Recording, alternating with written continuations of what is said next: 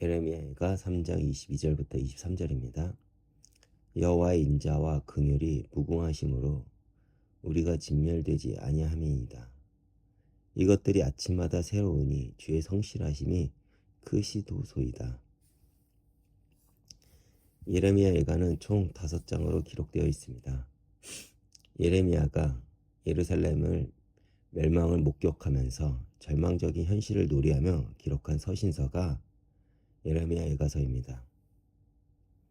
먼저 서론이 되는 1장과 2장에서는 예루살렘의 멸망을 바라보며 슬프다, 이 성이여 어찌 그리 적막하게 앉아있는고 라고 울부짖으며 깊은 탄식과 절망을 토해냅니다. 이때 예레미야는 완전한 절망을 경험한 것입니다. 그런데 3장 22절을 보면 예레미야의 고백이 완전히 달라집니다. 절망에서 소망으로, 탄식에서 감사로 바뀌게 된 것이죠. 여호와의 인자는 단순한 사랑을 넘어서 언약적 사랑, 신실한 사랑을 의미합니다. 즉, 지금의 현실은 완전한 절망 가운데 있지만 하나님께서는 이스라엘과 맺으신 언약을 끝까지 지키시는 그 변함없는 사랑을 하신다는 것입니다. 그리고 긍휼은 어머니가 자기 배에서 나온 자녀를 향한 사랑을 의미하는 단어입니다. 즉 하나님께서 여전히 우리를 향해 품으시는 애틋한 부모라는 것입니다. 그런데 예레미야가 이 고백을 할 때 상황이 바뀌었습니까? 아닙니다. 여전히 예루살렘은 폐허였고 백성들은 포로로 끌려갔으며 성전은 불타 없어졌습니다. 그런데 왜 절망이 소망으로 바뀌었을까요? 환경을 보던 시선을 하나님께로 돌렸기 때문입니다. 우리가 무엇에 의지하냐에 따라 우리의 고백이 달라진다는 것이죠. 하박국 선지자도 비록 무화과 나무가 무성하지 못하며 라고 하면서도 나는 여호와로 말미암아 즐거워하겠다라고 고백을 했습니다. 다시 돌아가 23절을 보면 이것들이 아침마다 새로우니 주의 성실하심이 크시도소이다 라고 하나님을 찬양합니다. 그래서 새롭게 하다. 이 단어의 원어적 의미는 창조의 능력을 가진 새로움을 의미합니다. 다시 말해 하나님의 은혜는 매일 아침 새롭게 창조되어 우리에게 공급된다는 것이죠. 또한 성실하심은 히브리어로 흔들리지 않는 경고함을 의미합니다. 시편 119편 90절을 보면 주의 성실하심은 대대로 이르나이다 라고 시편 기자는 고백을 합니다. 즉 하나님의 신실하심을 신뢰하라는 것이죠. 그런데 우리는 어떻습니까?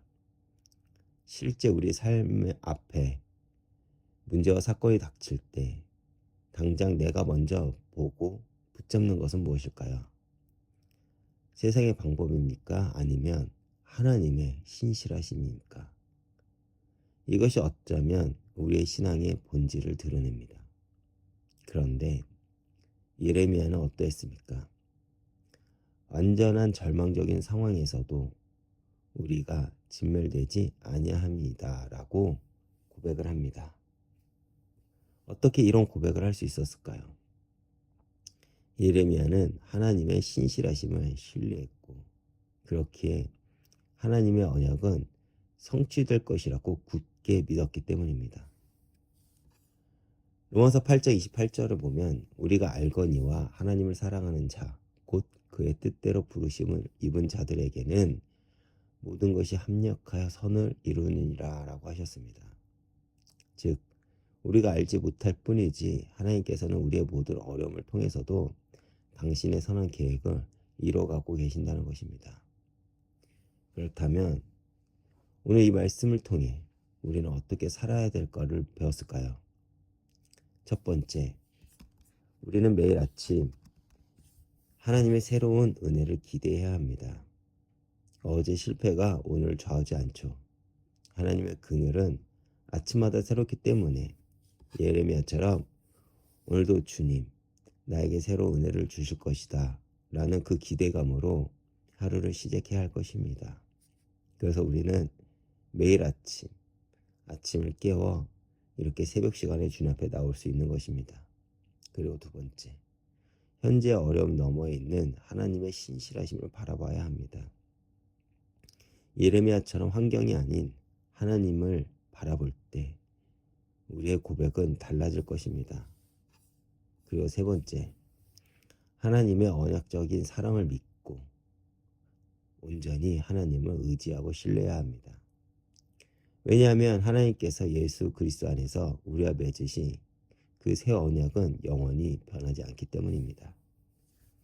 그리고 네 번째, 매일 내 삶의 감사의 고백을 회복할 수 있어야 합니다. 예레미야는 가장 절망적인 상황에서도 하나님의 선하심을 고백했습니다. 예레미야는 당대에 보지 못했겠지만 결국 하나님은 에스라와 느헤미야 등 후대를 통해 이스라엘을 회복시키셨습니다. 여러분, 유대인들은 지금도 매년 성전 파괴일에 이 예레미야 애거서를 읽는다고 합니다. 왜 그랬을까요? 과거의 실패를 기억하되 하나님의 신실하심은 더욱 크다는 것을 잊지 않기 위해서입니다. 이렇듯 오늘도 여호와의 인자와 긍휼이 무궁하심을 믿고 매일 아침마다 새로운 하나님의 은혜를 경험하며 주의 성실하심 안에서 담대히 주님 앞에 나아가는 하루가 되길 주님의 이름으로 축복합니다. 기도하겠습니다. 하나님 아버지, 오늘도 주의 인자와 긍휼이 무궁하심을 감사드립니다. 어려운 환경 속에서도 온전히 주님의 신실하심을 바라보게 하옵소서.